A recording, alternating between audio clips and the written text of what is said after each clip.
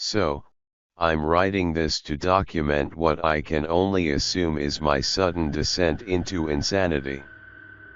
I can't possibly be that bad a navigator, and yet as I write this I've been trapped in IKEA for 2 days. I haven't seen another person in the entire time I've been here. I thought it was a prank at first. Turn the place into a maze, get all the people out and see how long it takes me to get lost, then everyone has a good old laugh. Realized that wasn't the case when I tried to backtrack. Everything had changed, so I ended up lost. Instead of the exit, it was just row after row of bookcases. So, I'm trapped in IKEA. Sounds like the setup for a bad joke. The lights went out at 10 p.m. Nearly gave me a fucking heart attack, that loud electrical thunk sound and then pitch blackness. Place is full of beds though, and my phone has a torch on it, but no damn signal, so I found a bed and went to sleep. Spent most of the next day trying to find my way out with no luck. Did find a restaurant serving those meatballs though, so at least I won't starve. That's probably the punchline to that joke. Anyway, they were still warm and fresh, but I haven't seen anyone around who could have cooked them. Made my way back to the beds before the lights cut out again since it's too dark to search with them off. It's 9:10 am now, the lights came back on a little while ago. I'm sure I've searched the entire area around where I came in now and the exit obviously isn't here, so I'm going to pick a direction and hope for the best. Day 3 of my magical IKEA mystery adventure. If I wasn't sure that there was something seriously weird about this place before, I am now. Walked for 3 hours in a more or less straight line, insert IKEA joke here, before I came across a ladder next to one of those huge stock shelves they have here. Climbed up to get my bearings, and it looks like this place just stretches on forever. Like that scene from The Lion King, except instead of trees and grass it was all shelves and tables and crap. I did see a person moving not too far away though, so I headed over. Thought it was a staff member at first, it was wearing the uniform. And hell, maybe it was, maybe freakish 7 feet tall monsters with long arms, short legs and no faces are just the kinds of thing they want working at Super IKEA. Damn thing completely ignored me though, and with no eyes or ears I can't even be sure it knew I was there. Thought about shoving it or something to get its attention, but its hands were big enough to crush a watermelon, so I decided against it. It just kept moving along and eventually I lost sight of it, so I decided to carry on the way I was going. Anyway, no comfy bed for me tonight. Looks like I've entered the improbably hard and pointy table section of the store. Guess I'll have to make do with some bunched up tablecloths. Phone battery died during the day too. Didn't work anyway, but I feel like I've just lost some vital lifeline. You ever see one of those cartoons where they're going through doors in a hallway and they just pop out of another door in the same hallway? That's how I feel right now. I've seen nothing but the same identical bookshelf for 2 days now. Just row after row after row of them. I mean, come on.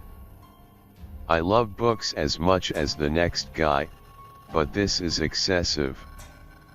I'm obviously still moving forwards though, I can see the signs hanging overhead passing by. Too bad none of them say exit. Not sure who I was addressing that question to. Let's just say it was practice for the autobiography I'm going to write when I get out of here. I'll call it my perfectly normal trip to a regular old IKEA. If I ever get out. Finally found some other people. Yeah, turns out I'm not the only poor bastard trapped in here. Lucky for me, I guess. My 6th night here, 2 of those staff things came at me in the dark. Different from the first one I saw, but still messed up. Heard them coming, they were saying that the store was closed and I had to leave the building, all nice and polite like.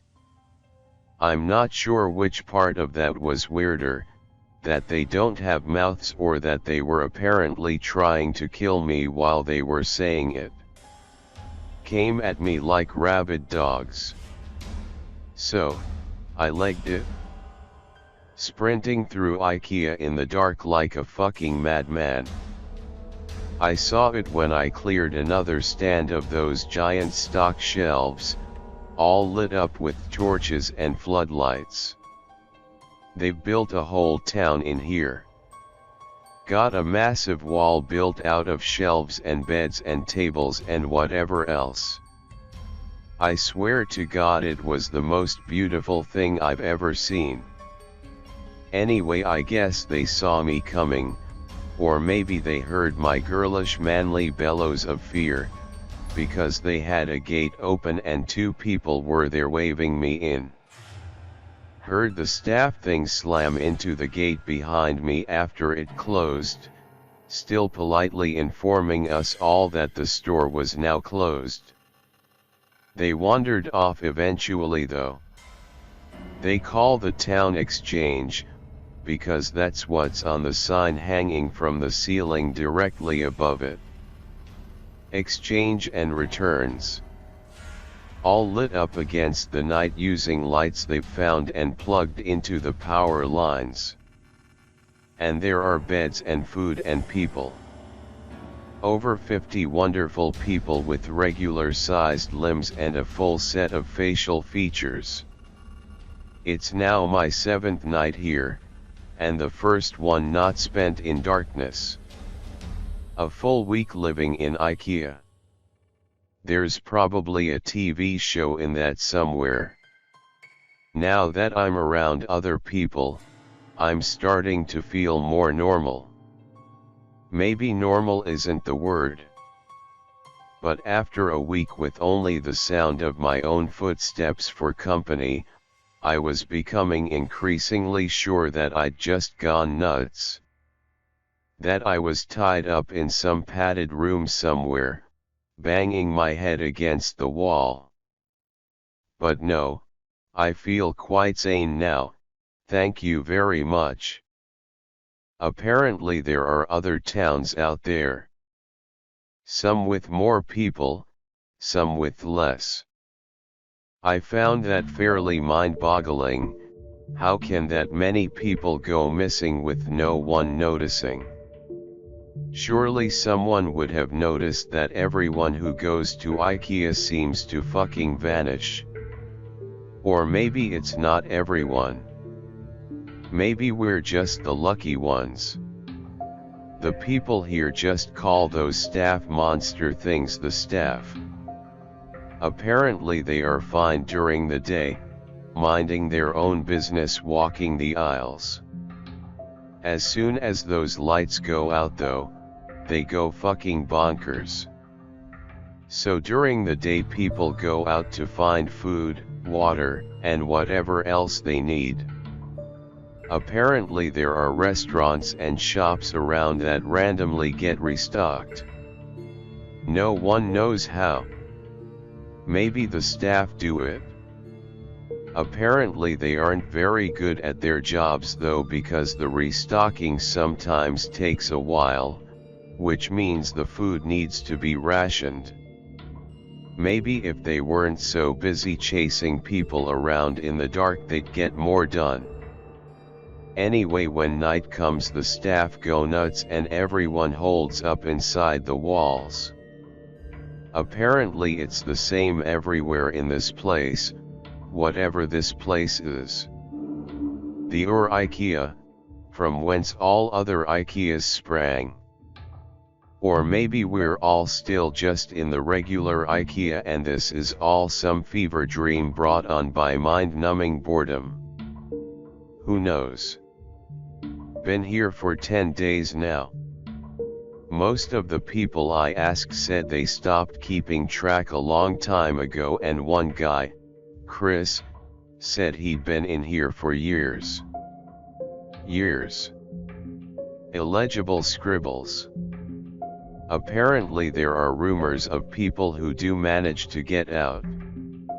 And of people who see the exit, only to have it vanish before their very eyes. I get the feeling not everyone believes that, but I do.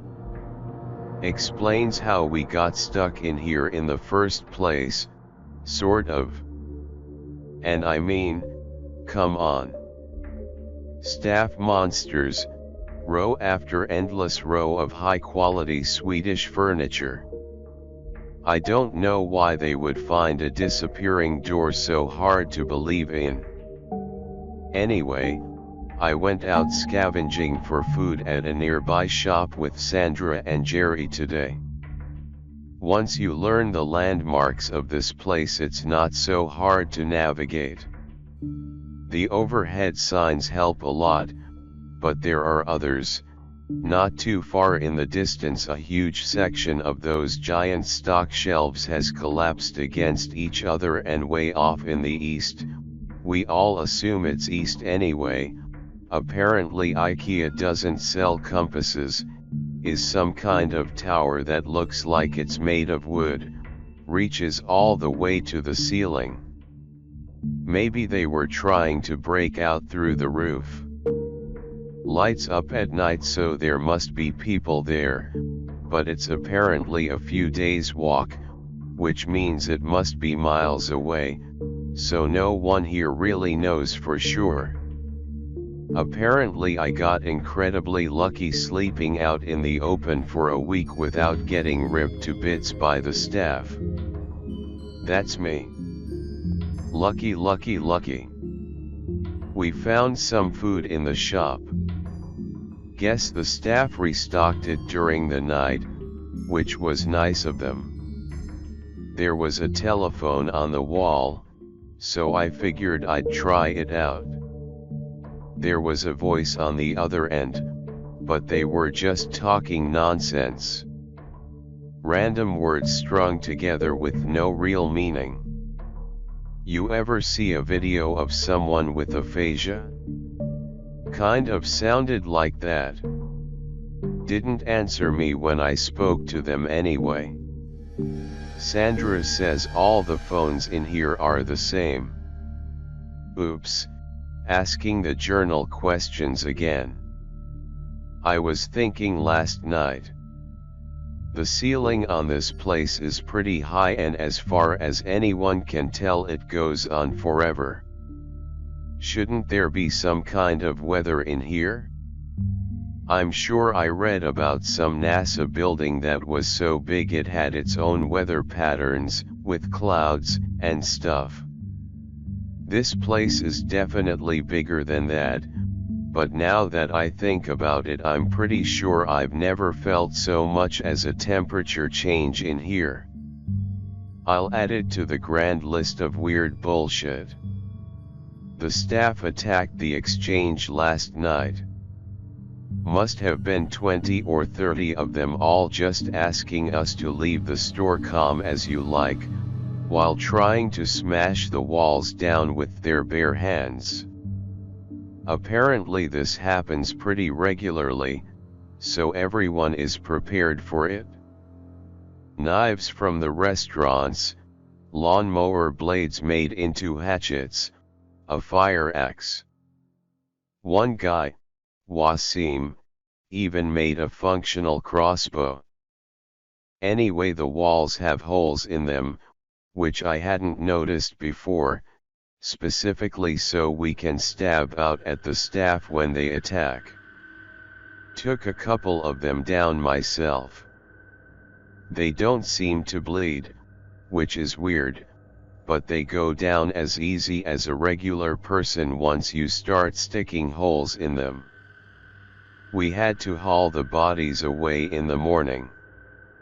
Apparently the dead ones will attract more during the night, so we had to get them away from exchange.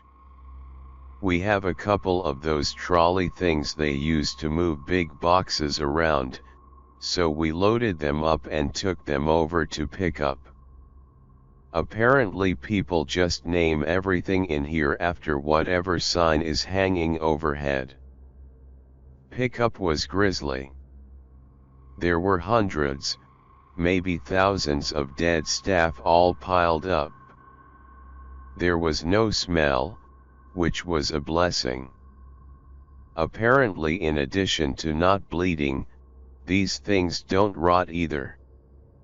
My curiosity got the better of me while we were unloading them, so I took a look at one of the more cut up ones. They're just skin, or something that looks like skin, all the way through. No muscle, no bone, no organs. Are they even really alive in the first place? They certainly seem like they have bones when they are moving around, pounding on the walls. And I'm sure I felt more resistance than just skin when the knife went in during the night. Maybe something happens to them when they die.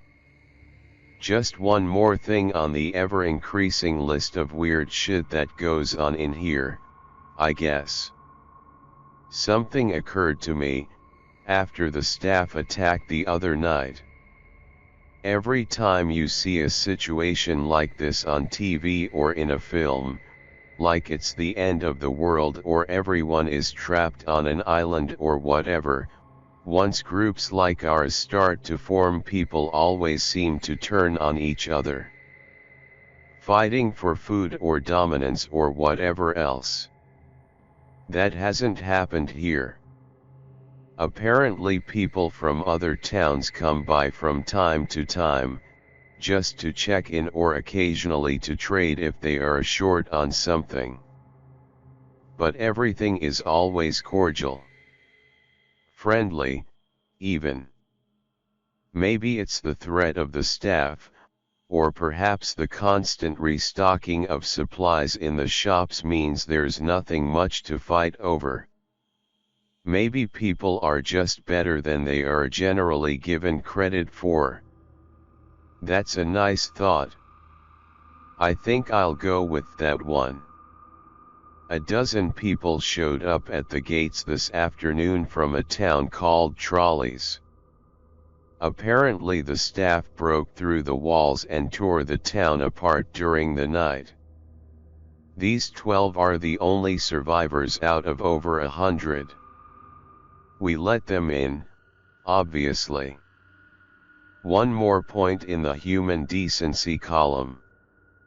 Later, I asked if anyone knew how many of these towns there were out there.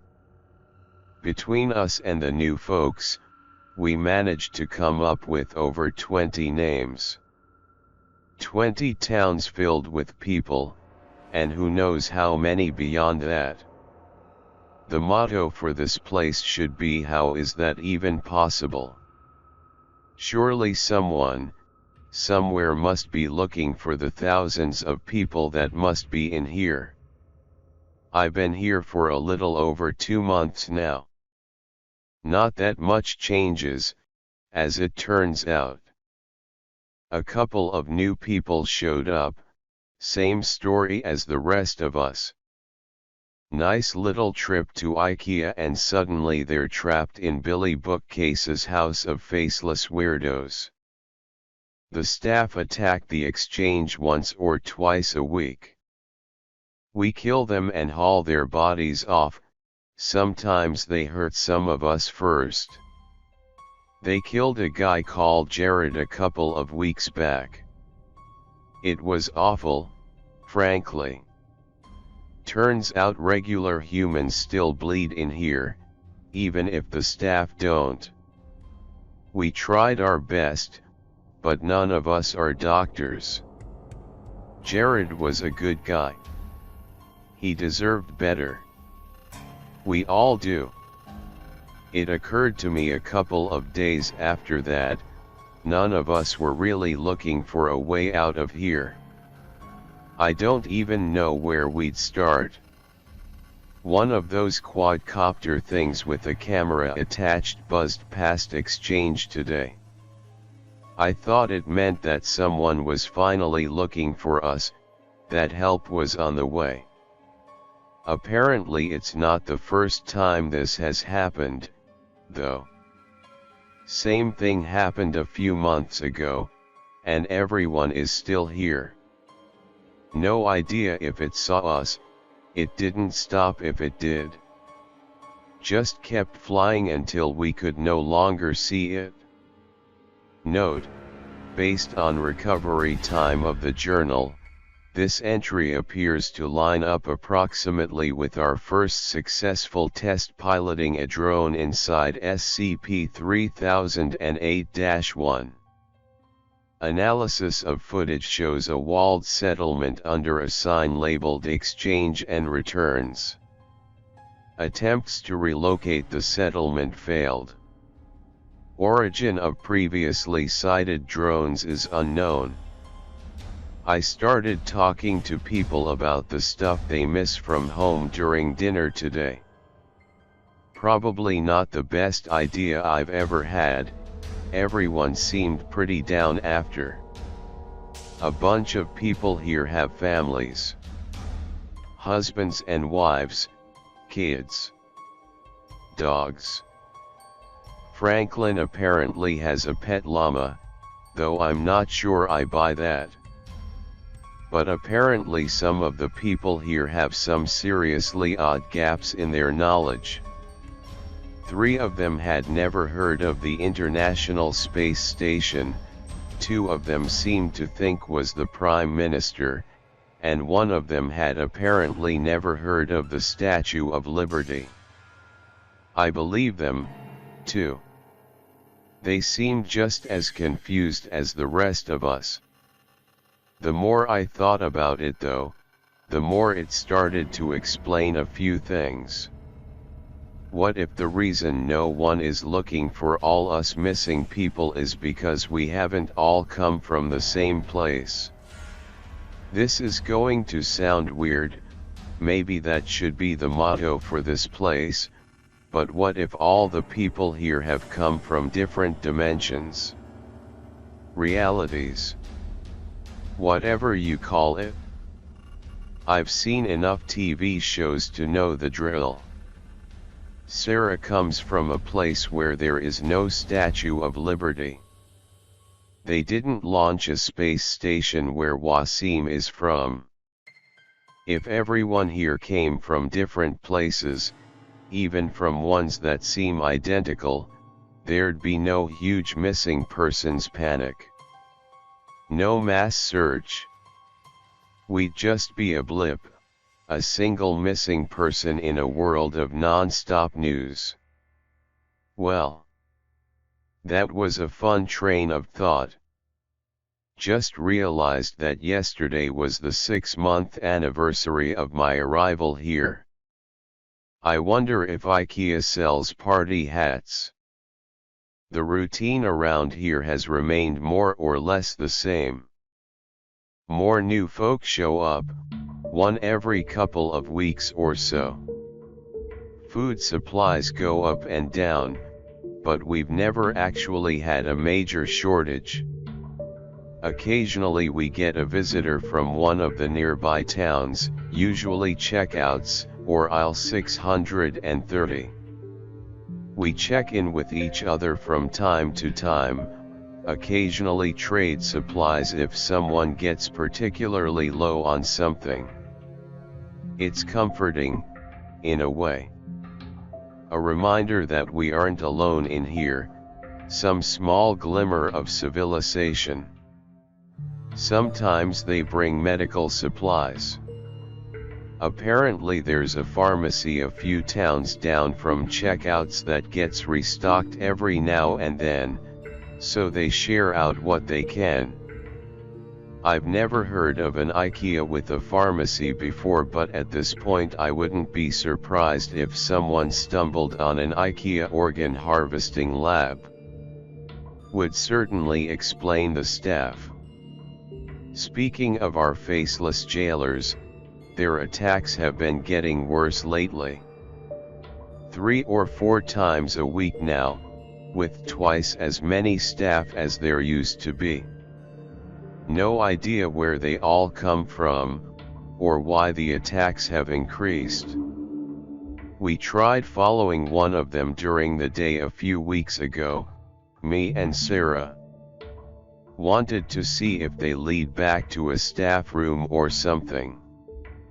Didn't seem to go anywhere though, just randomly walked through the aisles. We had to turn back before we found anything. We've been reinforcing the walls, trying to arm ourselves better. Certainly no lack of materials to use. Wasim has been making more crossbows, but it's pretty slow going. Too bad IKEA doesn't sell guns. Note: no new personnel have entered SCP-3008 at site in the time span indicated in this entry. The attacks are getting bad now. Almost every night, and with so many staff that the bodies almost pile high enough for others to climb the walls. I think we're in real trouble here. Exchange is. I think exchange is done. We got hit pretty bad last night. Not many casualties, but the wall is wrecked. We finally figured out why the attacks had been escalating, too. A box of supplies had a chunk of one of the staff in there. No idea how it happened, but apparently a piece of one will draw them as well as a full body. Too late now in any case, there's too many bodies for us to haul away and still have time to fix the wall before night. Candace has called a meeting. I suspect there will be talk of abandoning exchange, maybe try and get shelter at checkouts or something. It's already getting late though. I don't think we'll have time to make it. Maybe some of us will. I was fine for that first week out in the dark, after all. But then, how often can I keep getting lucky? I'm only writing this for a sense of closure, I guess. For me, or for anyone who finds this. If this is the final entry here, I hope whoever is reading this is doing so from outside of this place. My biggest fear? If I do die tonight, I'll just wake up here again in the morning.